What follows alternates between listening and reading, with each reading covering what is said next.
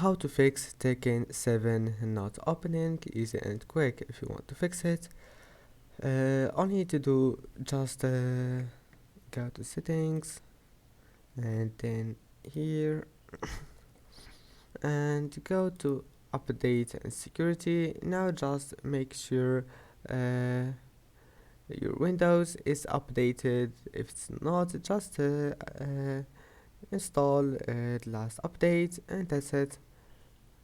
After that, click here, right click on Tekken, go to properties, and now click compatibility, and here click run this program as an administrator, and then click disable full screen, and that's it. Now just click apply and click OK,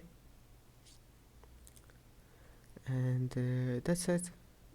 Now your problem must be fixed, and that's it for today's video. Don't forget to like and don't forget to subscribe, and thank you for watching this video until the end, and see you in the next video.